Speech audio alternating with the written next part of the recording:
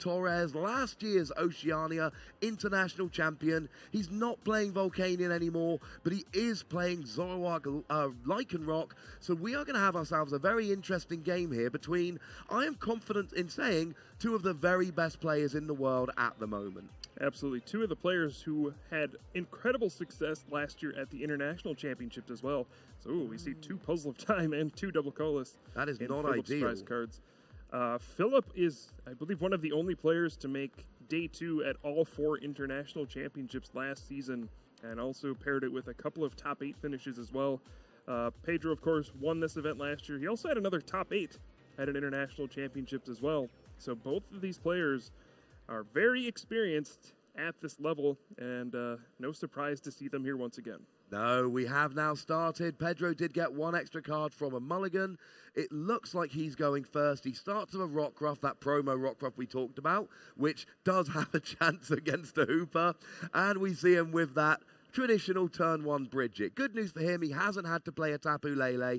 He gets that Bridget straight away, searches for free basic Pokemon, and we would expect in this deck to see a mixture of Zorua and Rockruff, just to make sure that he can, he wants Zoroark, he wants Lycanroc, so if you get the basics out this turn, and going first is huge. It means next turn he can get Zoroark, he can get Lycanroc, he can maybe even start getting some KOs. He's gone first, he gets the first evolution, and we talked on the stream yesterday about how crucial that is, and we saw it in action in many of the games we streamed. So you see Pedro playing Bridget here and searching out those 3 Zorua. Something subtle you might not have noticed is he was looking through to check what was in his prize cards. I saw him moving cards to the top, pulling out how many Puzzle of Time do I have, how many of these tech cards do I have, like Acerola Max Potion.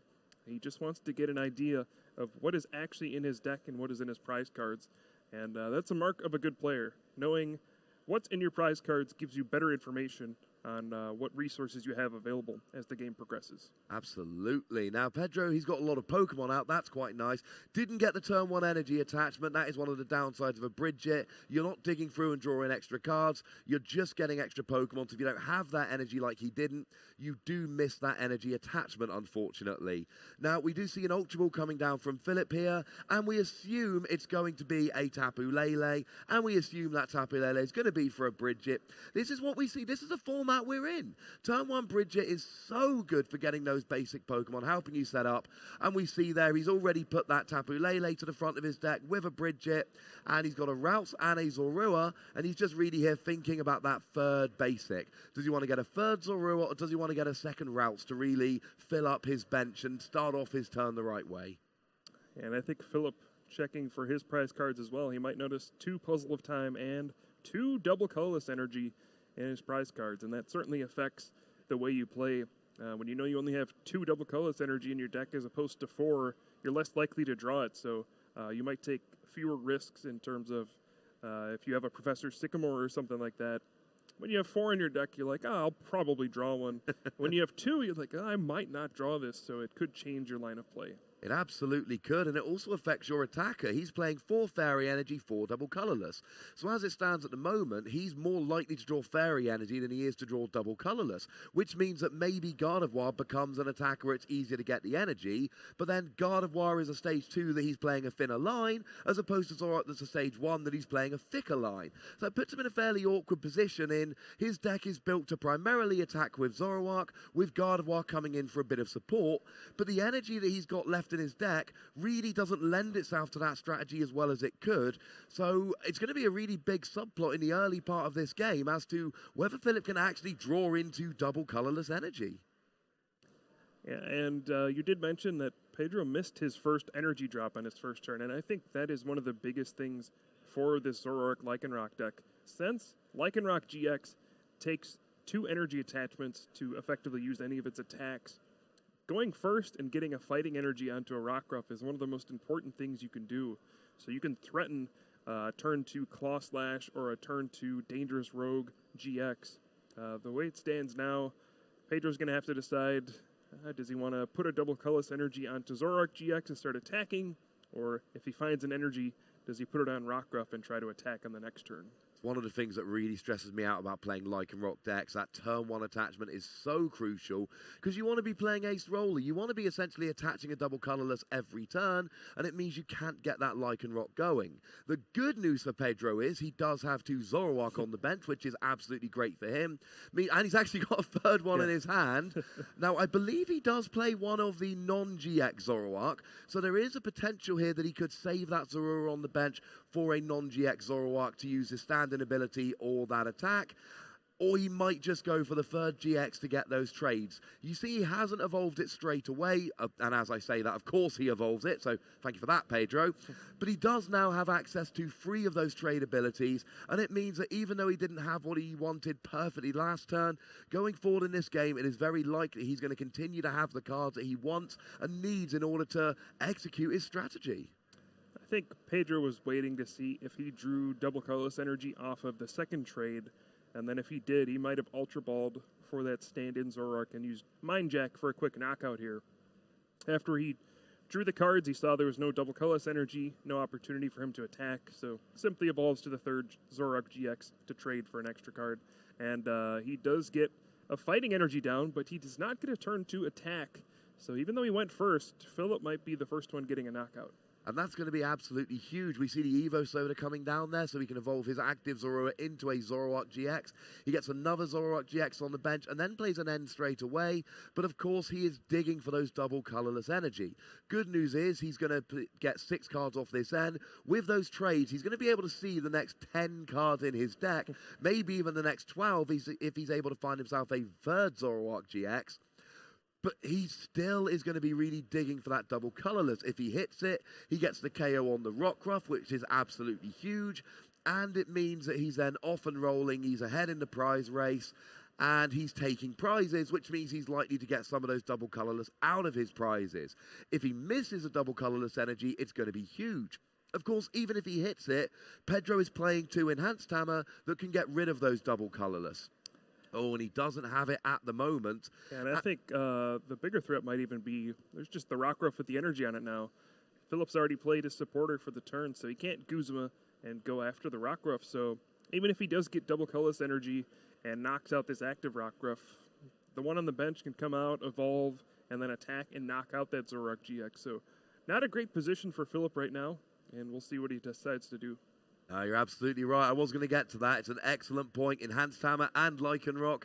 Even if he gets a double colorless energy, they're going to last like 30 seconds at the most. It's not very nice, but this is a risky play. When you're relying on 4 cards in your deck, except for basic energy, you can only play 4 of each card in your deck, and this is one of the things that can happen. Yeah, so he's just going to have to attach fairy energy to the bench. It's unusual to see. You know, these Zoroark GX decks are very consistent. We see them very often turn to attacking with Riotous Beating for a quick knockout. That's one of the great things about it. It can be consistent and aggressive and difficult to deal with since it has so much HP. But both of these players unable to get a turn 2 attack. Yeah, and that does even it out. You know, we talked about Pedro not being able to get that turn 2 attack and how bad that was. But then when Philip misses a turn 2 attack, it basically resets it. It's almost like you're back to the previous turn and you've got a second chance.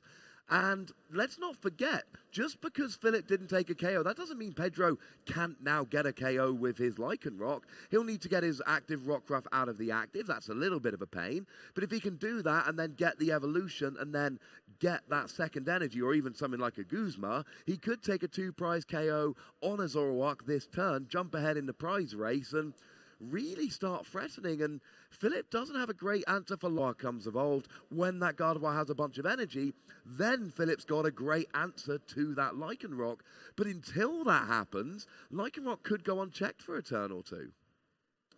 Yeah, and I wonder what Pedro is going to go for here. He does have a Guzma in hand. Do you knock out a Zoroark GX, or do you just go after a Ralts? Zoroark GX is not the thing that's really threatening you in this matchup. You can deal with it at any point with your own Zoroark GX, with the Lycanroc GX. Gardevoir is the scary Pokemon here, and we'll see. It looks like he is going to go after that Ralts and probably just attack it with his Zoroark GX. Oh, and I think that's an absolutely excellent point. Like we just said, Gardevoir is the thing that KOs you. Other than that, Zoroark doesn't really KO anything relevant on Pedro's side of the board. Doesn't get a Lycanroc, doesn't get a Zoroark, doesn't get a Tapu Lele. And you have hit the nail completely on the head here, Kyle. He just retreats, brings up that Zoroark GX with the double colorless energy, gets the KO on the routes, goes up by a prize, but crucially, Philip now, he's only got one routes on the field and it doesn't have an energy attached to it. And now he really is on the back foot. And let's face it, he's still searching for that double colorless energy. If he misses it again, then Pedro could be 2, 3, 4 prizes up before Philip gets going. And that could be enough to, really propel Pedro through this first game here. Seems like it. Philip could have promoted the Ralts and then tried to get Rare Candy Gallade and double colorless energy. Looks like he's just going to settle for that enhanced hammer and try to slow Pedro down a little bit. Gallade is a difference maker in this matchup. We talk about Gardevoir so much, but Gallade is an excellent attacker against Zoroark GX since it has that weakness to fighting. And Rare Candy Gallade double colorless energy could have been a knockout, but looks like Philip just settling for the N, and he's going to try to start this Zoroark war back and forth with Riotous Beating. And we've seen this time and time again with these Zoroark decks. It is certainly not a bad thing to do at all, unless one of the players gets that big advantage. Getting a KO with Lycanroc on a Zoroark, or with a Gallade on a Zoroark if you're Philip, that really is a great equalizer here. As it stands at the moment, it's just looking for 2-hit KOs, trying to control your resources, and trying to just let your deck do what it does. I'm not seeing many Ace Roller, or even any Ace Roller, in Philip's deck, which is, of course, one of the things which is so good if you are 2-hit KOing with Zoroark. But like we see at the moment, and stop me if you've heard this one in the past 10 minutes, he's still digging for a double colorless energy and can't find one. Yeah, he was digging for that, or even Rare Candy for his Gardevoir GX. He then could have attached 2 Fairy Energy with Secret Spring, and then attachment for the turn. Just completely missing everything here. Even though Philip has 3 Zoroark GX in play, he's used trade 6 times now. He has yet to pull off an attack. And that is big. Pedro's not only up by a prize, but it's back on his turn. Which means, when your opponent's up by a prize, like, well, it's my turn now, I'll even it up. But now, Pedro's up by a prize, it's his turn. He's actually got the full 4 Zoroark GX on the field now, which means he's going to be drawing, before playing a supporter, he's going to be drawing up to 8 cards per turn. We see him eyeing up that Guzma in his hand, and it comes down for the Ralts. He's worried about the Gardevoir, and he's worried about the Gallade. And here, as long as he's got a double colorless, which he clearly does, now he gets another prize. And it's not just that he's up by 2 prizes here. It's the fact that Pedro is putting himself in a position where Philip doesn't really have much of an answer. He can get 1 Gallade, he can get 1 Gardevoir, but then he doesn't really have an answer after that. And that really is putting him in a very bad position here. Pedro is having his way in this game. But the big story is still the fact that Philip cannot draw either the double colorless for the Zoroark, or he can draw the Fairy Energy for the Gardevoir, but he cannot draw the Rare Candy Gardevoir in the same turn, because let's remember, Philip is playing this European list that doesn't play any Curlier. He's relying on having the Rare Candy Gardevoir or the Rare Candy Gallade in turn, both in hand, both at the same time. Yeah, Pedro's put himself in a pretty excellent position here. Even if Philip goes Rare Candy, Gallade, double colorless energy, knockout, all Pedro needs to do is 2 turns of Guzma or Bloodthirsty Eyes from his other Lycanroc GX and knock out 2 Zoroark GX. And there's really nothing Philip can do to stop Lycanroc GX. He doesn't really have any big attackers readily available to knock out Lycanroc, but this is a big parallel city. Pedro will have to discard at least 1 Zoroark GX and also the Rockruff, which takes away one of his options for Bloodthirsty Eyes later. That was a huge parallel city. Because I'm looking at Pedro's side of the board, and I'm like, he's got a Lycanroc with 1 energy, so he's threatening that dangerous Rogue GX. He's got the full 4 Zoroark, so he's drawing loads of cards. And he's got a Rockruff ready to go to use Bloodthirsty Eyes in the future. Oh, wait, parallel cities come down. We do see Philip play a Mallow here, though, which is excellent. It means he can put any 2 cards to the top of his deck, unlike we've been seeing this weekend on stream. You put 2 cards to the top of your deck, But then, of course, you use trade with Zoroark, you immediately draw 2 of those cards, and you are off and rolling. And Mallow basically turns into pick 2 cards from your deck and put them into your hand. That is a very powerful supporter effect. It's like a double computer search. It's pretty good. I think he's going to finally find one of those double colorless energy Ross. I have to guess that that's in the 2 cards he's put on top of his deck, so he can finally play one and try to get back into this game. We do see the Gallade in hand as well, so we could see that Rare Candy Gallade, although I wonder if just Rare Candy Gardevoir is the better route at this point. You need to have something to deal with that Lycanroc GX, and getting a Gardevoir GX out with a couple energy on it is a way to potentially stop Lycanroc GX. It is, but one of the issues we see at the moment is Philip actually has a full bench of 5 Pokemon, which means that Dangerous Rogue GX is going to get a fairly easy KO on Gardevoir, and I think Philip can't really give up 2 prizes while giving up his Gardevoir. He's almost got to make Pedro use Dangerous Rogue on this Gallade here so that he can then bring up the Gardevoir and start, you know, hitting away on that Lycanroc, because he can't just go, yay, I've got my Gardevoir. Oh, wait, now it's already been KO'd. So I agree with you. I think Gardevoir really is the attacker he wants right now, but I think he's almost forced into using Gallade because whatever he uses now, he's going to lose next turn. So he might as well lose the Pokemon that isn't potentially going to come back in this game, and he is in a very, very awkward position. Yeah, this will force Pedro to either knock out Gallade or have Guzma in consecutive turns to knock out 2 Zoroark GX and win the game. So certainly not out of reach for Philip yet. Pedro just continues to draw what he needs. He will end up winning this game, but if he misses it all, Philip just got 2 Puzzle of Time out of his prize cards. He's going to have access to everything he wants, and this game is going to swing around very quickly. It is fantastic. Like, he missed his 2 double colorless energy, but it's like when you're drawing 1 prize, most of the time you're like, come on, Professor Sycamore, because then you get 7 new cards from your deck and you are off. 2 Puzzle of Time. I literally cannot imagine a better pair of prizes to draw unless you just have nothing relevant in your discard, but at this stage of the game, that is not where Philip is. The good news is Philip has now evened up the prizes. The bad news is it's over to Pedro's turn. That does mean he's going to have the opportunity to go back ahead on prizes, but he's now in a slightly awkward position himself whereby Zoroark doesn't KO Gallade. Lycanroc KOs Gallade.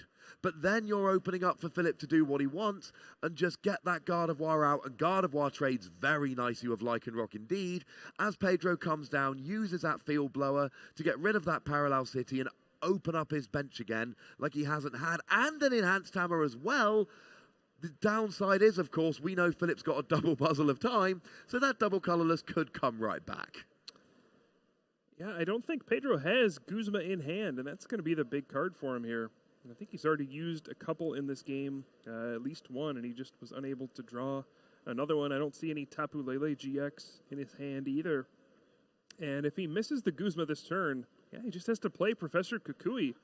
That is not where he wants to be right now. And it still doesn't get a KO on Gallade with Zoroark. Still with a full bench only hitting 140. Were he to play something like a Reverse Valley, that would go and get the KO, but that is not in his deck. So he's not getting a KO on this Gallade with Zoroark here, and it's not a great use of Lycanroc. And the thing is, even a Lycanroc here would only hit 130 and not get the KO. And having used that Enhanced Hammer, he can't now get a KO with Mewtwo Psychic. So he is in an awkward position, or that only would have done 140 as well. So this is not a great position for him to be in. He's 10 damage short with everything right now. And he sent out the Zoroark GX, assuming he would draw Guzma, which he did after he played as Professor Kukui, a little too late. But since he sent out Zoroark GX, it has a 2 retreat cost. Now it's stuck. And this is just 2 more easy prize cards for Philip. And that 1 turn is now going to swing this game back into Philip's favor. Looked so terrible for him for so long, but this is how powerful Gallade can be against Zoroark GX. It's 1 prize, 150 HP Pokemon that can knock out Zoroark GX, get 2 prize cards for just a double colorless energy. And it is showing off its power here.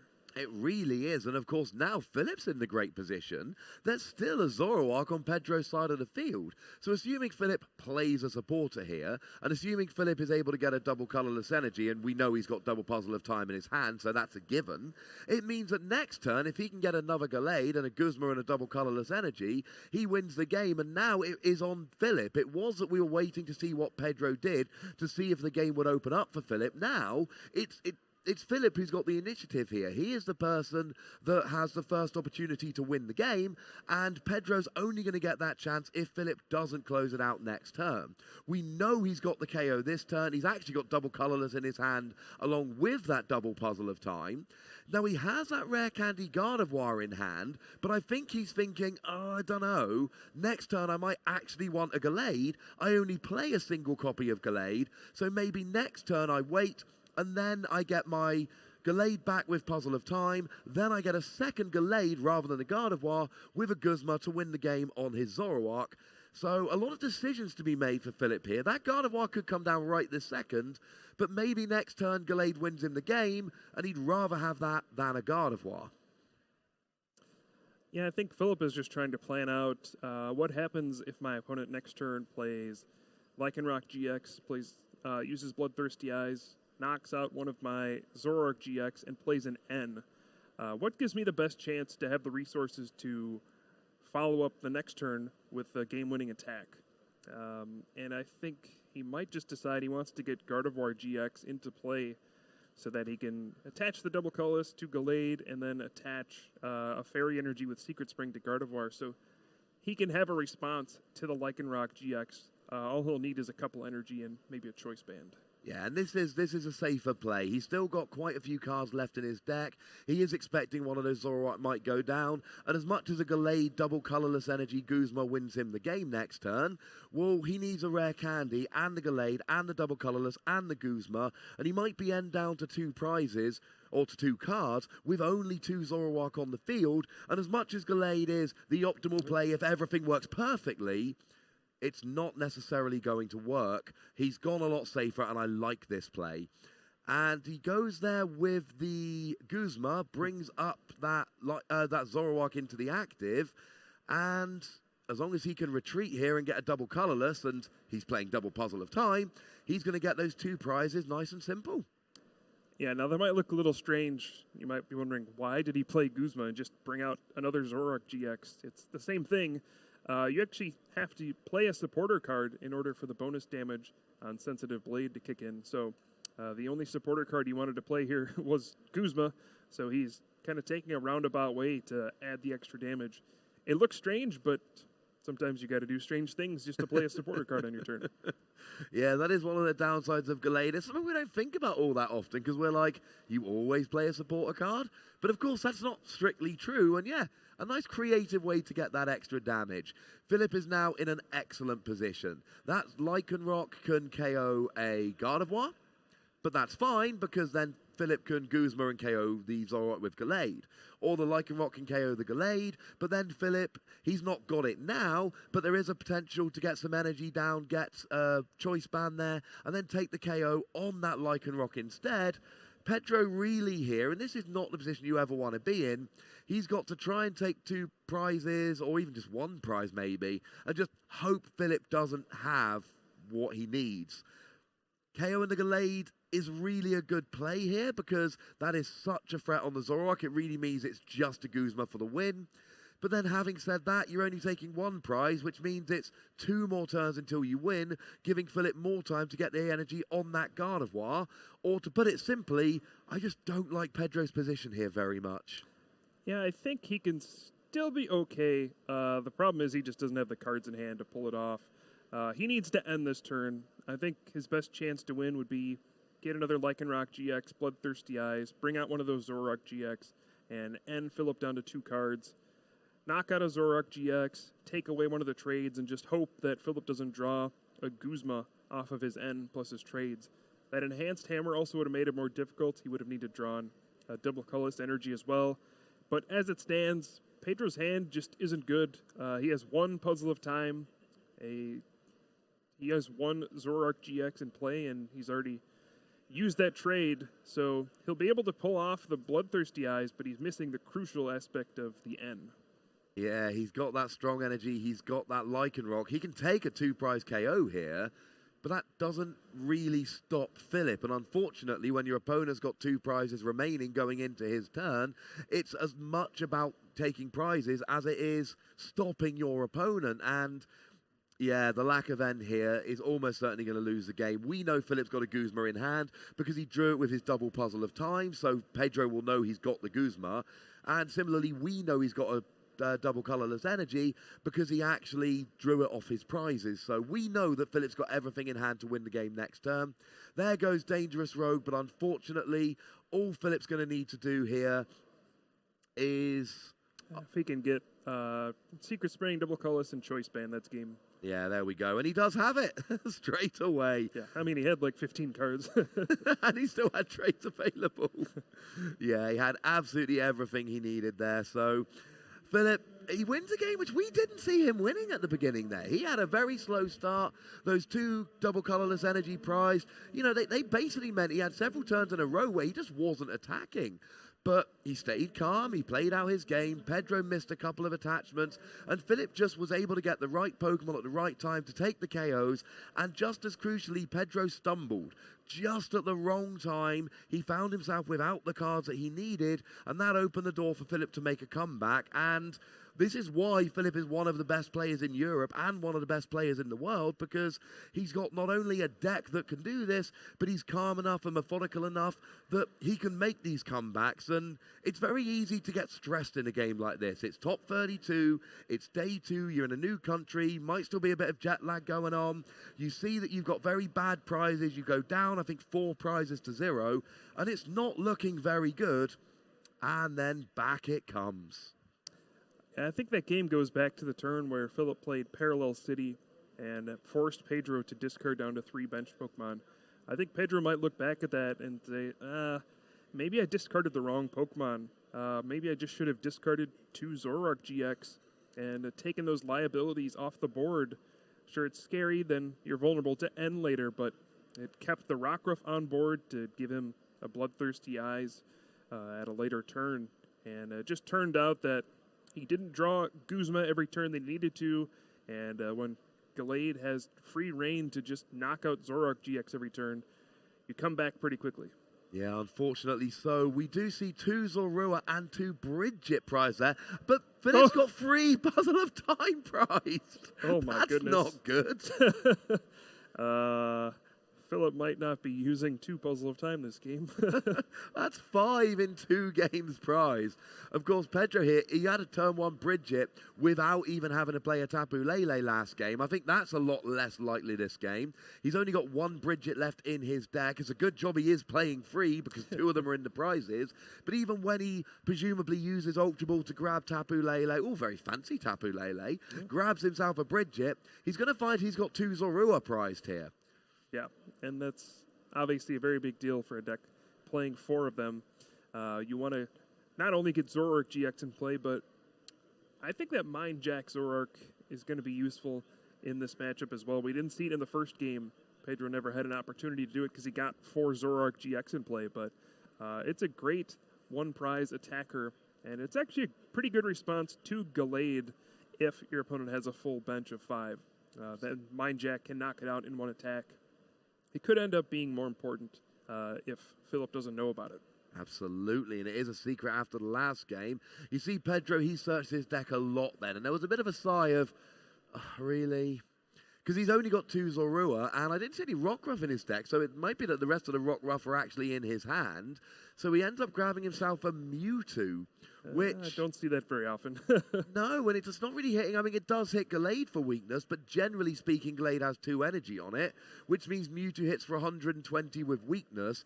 I suppose the one good thing here is that with a Professor Kukui, it will actually hit 160 and get a 1-hit KO. I think I stated that wrong in the last game, but with a Kukui, Mewtwo will. Yep. So maybe he is thinking, you know what?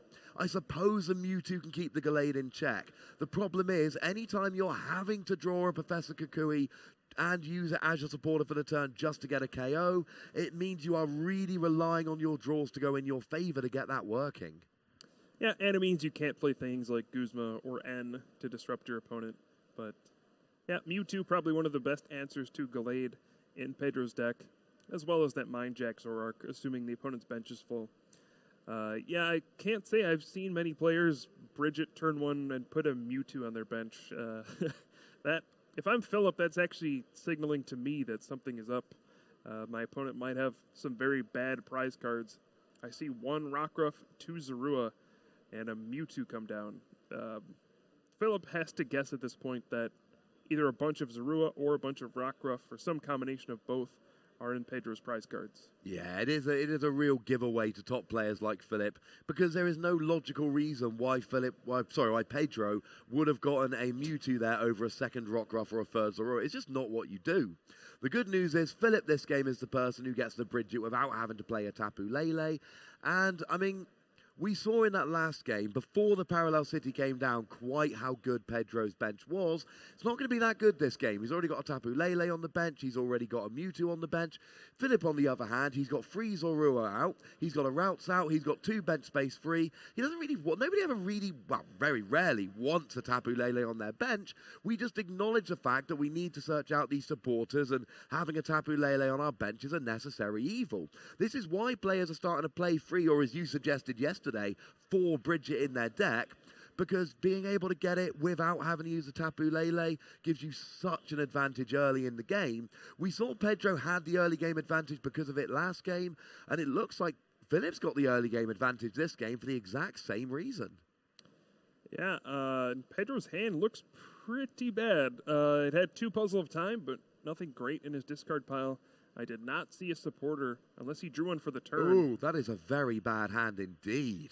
Yeah, he actually kept the Rockruff in hand last turn because he figured he would have to Puzzle of Time for an Ultra Ball and put another Tapu Lele GX into play. So he needed that bench spot open. Oh. So good foresight there. Unfortunately for him, he's probably going to have to Ultra Ball and discard a Rockruff. So he's getting one back with a Puzzle of Time just so he has access to more of them as the game goes on. And if I'm Philip here, I'm probably not playing a Parallel City this game. I'm looking at Pedro's board and going, yay, your bench is full of stuff you don't want on your bench. If he were to play a Parallel City, Pedro would just discard the 2 Tapu Lele, and then when the Parallel City goes away, he's like, yeah, I got 2 more bench spots. Philip here's probably thinking, yeah, my Parallel City's staying in my hand this game. This is brilliant. And you see Pedro goes for the N here instead of Professor Sycamore because he didn't want to discard the last Rockruff in his hand. And Philip did have Parallel City in his hand. He debated playing it and decided not to. Interestingly enough, if he had, he could have blocked Tapu Lele GX from coming down onto the bench, but it looked like Pedro had a Field Blower in hand, so that would not have worked out well for him. Absolutely. Yeah, and it would have just opened up Pedro's bench by a spot, which would have been nice. So we do see the end coming down here. There is a double colorless energy on that Zorua. Maybe you get some Lycanroc here. We see Philip definitely, Zoroark. Philip gets a couple of them. Pedro here, if he's got the Zoroark, he can maybe draw some extra cards with trade. Maybe he gets a Float Stone and a Zoroark, gets that Rockruff out the active, and is actually able to take an early prize off of Zorua here. Or he could even evolve that Rockruff into a Lycanroc, pull up the Routes, which is exactly what he's doing right now. But does he have the Float Stone and Zoroark? Yeah. He didn't. I mean, to be fair, it's probably better than what he had before, but maybe only marginally. Yeah, it looks like he at least has some supporters for next turn, but he does not have Zoroark GX or any way to evolve his Pokemon. Philip, on the other hand, casually plays 3 Zoroark GX on his second turn, and I think he's going to be pretty well off this game. Yeah, that's always kind of upsetting when you sit there and your opponent's like, I'm going to evolve all 3 of my Zorua. Oh, yeah, and then I'm going to play my supporter. So you know that Philip is able to see the next 12 cards in his deck. And if you're really looking for a Rare Candy and a Gardevoir, I mean, Drampa GX's Big Wheel GX comes to mind. You shuffle your hand into your deck, you draw 10 new cards, it's a GX attack, it's so good. And a lot of the time, if your opponent plays a Big Wheel GX, they draw what they want to draw. Philip is actually seeing an extra 2 cards above a Big Wheel GX, so you've got to think that a Rare Candy Gardevoir is quite likely at this stage because he is seeing an awful lot of cards. He's already got the Gardevoir. It's just as to whether he can pull that rare candy out of the next 6 cards using trade. Yeah, he's got to decide which cards he wants to discard. It's funny how Ultra Ball is useful early on, but it tends to be a very frequent trade target after you've set up a lot of your Pokemon. But I do not see any rare candy in his hand. And of course, we know he plays no Curlia, so just going to have that Ralts out there. And I don't believe he has double colorless energy in hand either. So after an N for 6 and triple trade, Philip does not find a way to attack. That is really quite bad. That was not something I saw coming. I assumed he'd get the rare candy Gardevoir, or at least a double colorless energy. So after all my talk about he's seeing 12 cards, he's going to get everything, that is about the worst N to 6 plus free trades I think I've seen in a long time. And given that he had all 3 Zoroark in his hand after Pedro's N, it really did look like Philip was getting what he needed this game. So Pedro discards the Mind Jack Zoroark off the Ultra Ball, so deciding that he needs both of his Zorua to evolve into Zoroark GX in this game. I'm not really sure where he goes from here. He does not have any energy on his Lycanroc GX, so he can't threaten any big attacks with that.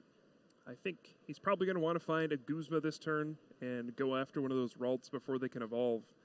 And just take the same strategy he had last game. But no, looks like he's going to have to Professor Sycamore, and he's not going to get a knockout this turn. No, he's absolutely not. That's, once again, you know, Pedro's getting a couple of turns given to him because Philip is not drawing exactly what he needs, and he's not able to take advantage of them. I mean, his bench situation really is quite bad at the moment. It's full of stuff that he just plain doesn't want. Then you compound that by saying that he's not actually getting the attackers that he wants. I mean, even a Floatstone here, just to be able to do 120 with Zoroark, get some damage on the board, get the first Zoroark on Zoroark hit, would at least be something here. You know, Philip's not playing any healing cards, Ace Roller, etc., which means that he would have the option. Oh, he is playing a single copy of Max Potion, but only the 1 copy, so he'd have to draw into that at the right time. Otherwise, you know, Pedro starts off with a 2-hit KO when he's got the Lycanroc in the back, and there we go. At least that is something. It's not what he wanted, but at least it's something. Yeah, it is a bit scary. Your opponent has 2 Ralts out, so we could see Rare Candy Gallade, double colorless energy, and when your opponent has 3 Zoroark GX in play, ready to trade 3 times, all it really takes is your opponent playing a Mallow and then searching out the 2 cards and getting that combo into play. We'll see if Philip can pull it off. Trade number 1. Looks like it's not going to be anything too great. And remember, Philip does have 3 Puzzle of Time in his prize cards as well, so these trades are probably a little more relevant than they usually would be. These cards are going to the discard pile, and they're probably going to stay there. And he's got Max Potion in hand. He's considering if he wants to trade it away, though. He is. He's just got the... Yeah, no, he is going to use it there rather than trade it away. Healing that 120 damage is very, very nice. But I did say, you know, he's got to have the Max Potion at the exact right time. Well, it turned out that he did. Then he gets a double colorless, so now he's actually reversing the amount of damage being done. And we do see an N coming down here. It's almost like Philip just said, you know what, even with all of these trades, I am just not drawing what I need here. I'm going to go with N. I'm going to get a fresh hand, fresh start. And he's basically committed to attacking with Zoroark this turn, which means it's not quite so important to get that Rare Candy Gallade or Rare Candy Gardevoir. He can afford to take a turn and get these evolutions going next turn instead. Yeah, I think Philip is going to be digging for Enhanced Hammer at this point. If he can discard the strong energy off of Pedro's Lycanroc GX, that'll be a big swing in the game. So does he find Enhanced Hammer off of these 6 cards? I think he still has a trade or 2 available as well. I think he has got a trade or 2, so he has got options. I mean, what is very upsetting, he keeps drawing that 1 Puzzle of Time that he's actually got in hand. Sorry, the 1 copy he's got in his deck. He's traded it away now, so the good news is I suppose that he won't be drawing it, but it does mean that, you know, when he does finally get his Puzzle of Time, his options with that are slightly limited compared to what they were. As it is, it seems like he just draws every routes in his deck and not much else. So he settles for the Riotous Beating for 120. And really just reverses what we saw last turn. Heals off, and then he goes. I did, however, see that Pedro did have an ace roller in his hand last turn, so we could see an ace roller coming down to heal and reverse the damage again. Sorry, does Philip have a 5th bench Pokemon? Otherwise, that Riotous Beating should only do 100 damage. We will have to see. As it stands, we can only see 4 bench Pokemon, so we will have to get somebody to do a quick check on that. No, there are 4 bench Pokemon, so that Riotous Beating should be showing 100, not 120. Hopefully the judges will correct that in just a moment. It is one of those things you're so used to having a full bench that sometimes you put the 120 on there just because. Yeah, and it might not end up mattering if we see Ace Roller or something like that, but hopefully that will get corrected.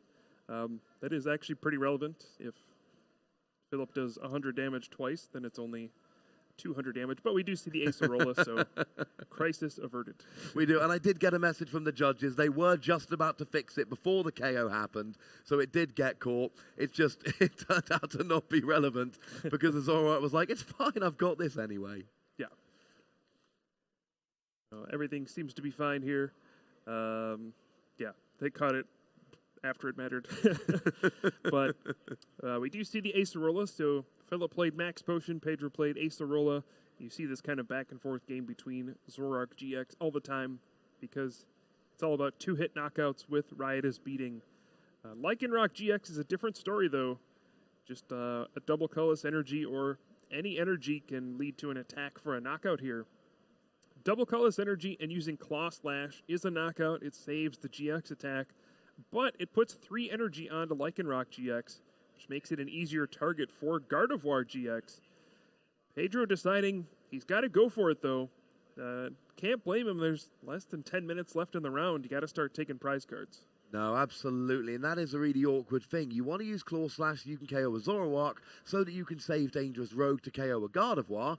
The problem is we talk about Gardevoir in terms of numbers. 30 damage for each energy attached to both active, and then you've got Choice Band that also does 30. The number for Lycanroc is 7, but if they've got free energy on them, it means you need 4 in combination of energy and Choice Band. So right now it would be a fairly straightforward Fairy Energy, double colorless Choice Band, and we already see Fairy Energy and double colorless in his deck, in his hand. So Philip will still need a Rare Candy Gardevoir and he'll still need that Choice Band, but he could then get the KO on the Lycanroc, even it up at 2 prizes, but it's that 2 prizes while he's got a Gardevoir up, which is just not being threatened by anything really. Yeah, and it looks like Philip has Mallow in hand, so this is going to be a big turn for him. He's already got Ultra Ball, he's got a bunch of energy in hand. He can simply Mallow for the Rare Candy, and this is not good news for Pedro, as you know, it's never a good feeling when your opponent plays an Ultra Ball and finds a Gardevoir GX. No, we see as you look through his deck, he's got Rare Candy, he's got Choice Band. We know he's got the Fairy Energy double colorless in hand, so I would expect here to see a Mallow grabbing that Rare Candy, grabbing that Choice Band. Then he's got the full combo going. He gets the KO on the Lycanroc, and then well, what does Pedro use to KO the Gardevoir? Short answer, nothing. Yeah. And then we've got a 4 energy Gardevoir with a Choice Band already out, and Philip is absolutely in control, and he's still got a benched Rouse that could be a Gallade in the future. Yeah, and he doesn't even need Choice Band here, since there's 3 energy on Lycanroc GX and 1 on the Ralts already, so just a Secret Spring and double colorless energy gets to 210, and we'll get the knockout. So things are looking up for Philip. If he wants to pile on a Choice Band, he certainly can, to then say, hey, next turn I'm going to knock out whatever you got. I mean, it would be my play personally, although I'd wait a turn to attach it because of the field blower risk. But then again, as we discussed on the stream yesterday, I tend to be a very aggressive player, taking these big KOs wherever I can. So it would be my play to go for a Choice Band here. But you're absolutely right. The math works out perfectly. The number is 7 with 3 on Zoroark. You just need 4 on the Gardevoir. And, you know, between the Mallow and the Ultra Ball coming for the Gardevoir, Pedro knows that Philip has got the combo here. And now it shifts to Philip thinking, well, I mean, I can use Riotous Beating for 100 because Gardevoir has that resistance to darkness.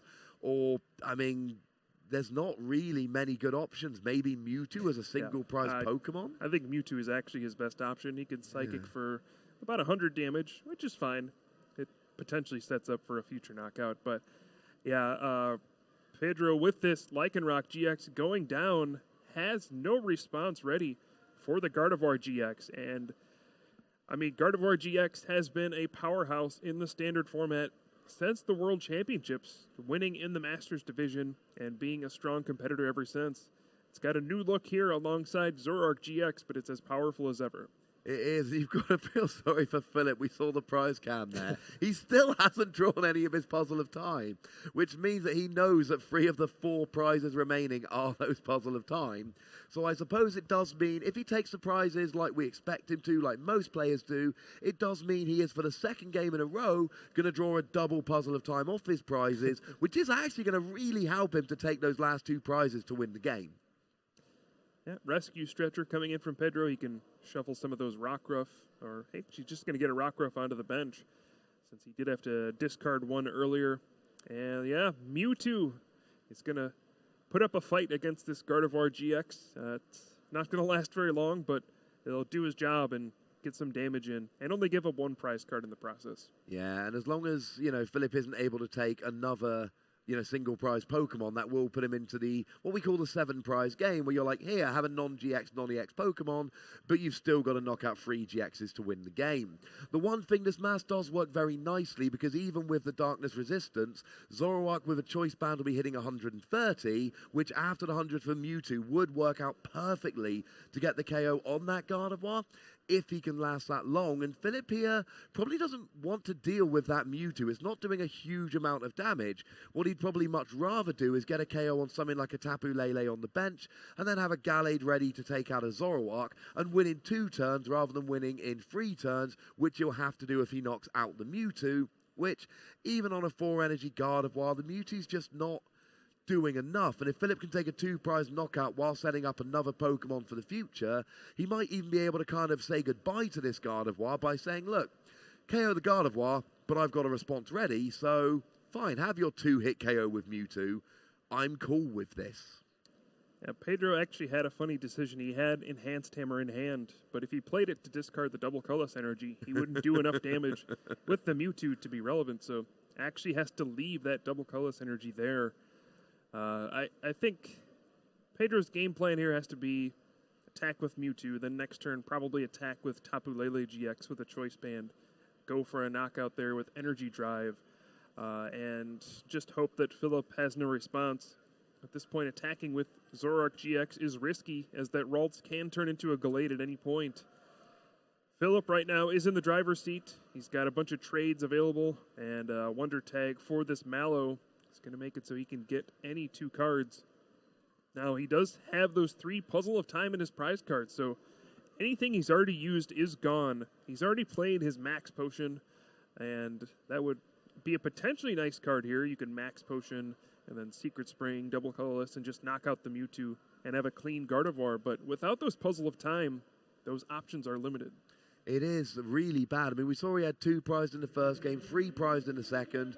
The one saving grace is that he does then get a turn where he takes a knockout and draws double Puzzle of Time. And anytime you draw double Puzzle of Time off your prizes, it really does open up your decision making for the following turn. It gives you access to any 2 cards from your discard. Now, we did see a Enhanced Hammer coming down. Oh, I like this play a lot. Yeah, Rare Phillip, Candy into Gallade. Yeah, Philip just traded away the Enhanced Hammer, knowing he was going to knock out the Mewtwo. And yeah, this is a perfect play. He's going to knock out Mewtwo with Gallade, getting rid of the Gallade counter in the process and put Pedro in an awkward spot. He's also going to discard 2 energy retreating and make it more difficult for that Tapu Lele GX to knock out his Gardevoir GX. So really closing the door here on Pedro. He's only going to get a 1 prize knockout, but how does Pedro respond to any of Philip's threats at this point? And I love that Parallel City. It did come down, but of course it came down on Philip's side, getting rid of that Tapu Lele. And now we do just see that single prize KO on the Mewtwo. I like this, because then the only thing Pedro's really got available to him is a KO using a Zoroark or a Tapu Lele, and both of them become, I suppose, quite fragile as the game wears on. That is surprising to me, though. I thought he was going to retreat into Gallade and take the knockout. Now there is a knockout for this Tapu Lele GX. If just a double colorless energy and a Choice Band, get to knock out with Energy Drive, and then Sure, Gallade can do 130 damage to Tapu Lele GX, but nothing on Philip's side is going to knock it out. And this could be an opening that Pedro needed. He can take a 2-prize knockout, go down to 2 himself, and then potentially take a hit and buy himself enough time to power up a Lycanroc GX to win. That absolutely could happen. I mean, I was expecting to see a Guzma, depending on how many are left in Philip's deck, because I like the idea of just KO a Zoroark with your Gallade and go, right, I've got 2 prizes left. I've got a 4-energy Gardevoir that can take a KO. I've got a Gallade that can take a KO, so I don't mind which of these 2 you knock out. Next turn, it's just 1 more Guzma for the win. But of course, that strategy does depend on having access to Guzma. We know he's going to draw, he would have drawn 2 Puzzle of Time off his prizes, but he's thinking, I've got 4 prizes, 3 Puzzle of Time. I've got a 50-50 chance of drawing a double puzzle off my prizes, and it may well be that unless he did that, he wouldn't have access to that final Guzma. So maybe he just wasn't certain enough of having the resources to close out the game. As for carrying the Mewtwo, it might just be that that Mewtwo was threatening Gardevoir, and the Mewtwo was threatening Gallade. So he was happy to just KO it with Gardevoir, but then leave that Gallade on the bench because he knows how good it is against Zoroark. This is a major moment in the game. Pedro played an N. He does not have Double Colorless or Choice Band yet. He needs both to get the knockout on the Gardevoir GX, and if he doesn't, Philip has a 4-energy Gardevoir that is unchecked, and you got to think there's no way Pedro can come back. He needs to get a knockout here, or else it's all over. Absolutely. That Gardevoir will take a prize. The Gallade's on the bench. Philip's got 2 good attackers with 3 prizes remaining. The game is going to be over. And we do see Pedro just attaching that fighting energy to the Rockruff and passing. He's winding up for a dangerous rogue later in the game. The problem is, if Philip can take a KO this turn and the next, he will win the game regardless. He just needs 2 energy or an energy choice band here to get a KO on that Tapu Lele with the Gardevoir. And it looks like he's even got a Guzma in hand he could use. Oh, there goes double colorless energy. Is that playing a Professor Sycamore? Oh, no, he's using Premonition to guarantee that he's got the double colorless energy. Now, time has actually just been called here, which means Pedro will have 2 turns left to potentially salvage a draw. But honestly, I think Philip's going to take a KO this turn, and he's already got everything he needs to KO the Tapu Lele. And then he's got his Gallade, which can KO pretty much anything next turn. Yeah, I think he might even go for Guzma this turn. Knock out Zoroark GX, or even just that Rockruff with his Gallade, and force Pedro to have a Guzma to knock out the Gardevoir GX on the bench. He's going to have this fully loaded Gardevoir GX on the bench that can knock out anything. And if Pedro plays N, that means he's not knocking out Gardevoir. If he plays Guzma, that means he's not playing N, and Philip has the game locked up.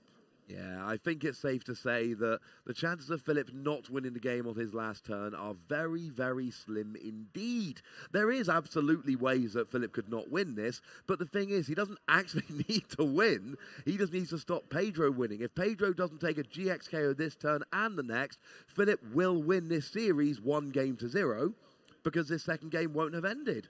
But Philip can even win the series 2-0 next turn. It's not looking great for Pedro. It looks like he's eyeing up a Guzma here, so maybe he can KO that Gardevoir here using a Tapu Lele. But then there's still the thing of, well, now that he's lost that Rockruff with the energy attached, what does he do for his final KO? Yeah, it's just too much. That Guzma from Philip sealed this game for him. Pedro could do a play like Bloodthirsty Eyes out the Gardevoir, attach Double Colorless and a Choice Band to his active Tapu Lele GX and play an N and perhaps prevent Philip from drawing a game-winning Guzma next turn, but yeah, then he doesn't even have a way to win. That energy on that Rockruff was his last hope, and now he's just a little too late. Yeah, as much as we debated the Mewtwo play the turn before, the Guzma on the Rockruff was absolutely the best play that last turn. It really did seal up the game. We do see the KO for Pedro, and there comes the Guzma on the Zoroark with the Gallade. Philip wins the game, 2-0, and advances to a quite superb 8-1-1 record. And already we're looking at Philip Schulz and going, yeah, there's a very good chance he's going to be in top 8 later on today. Yeah, he's got to be happy with that start to day 2. Gets a strong win over last year's champion and a resounding 2-0 victory.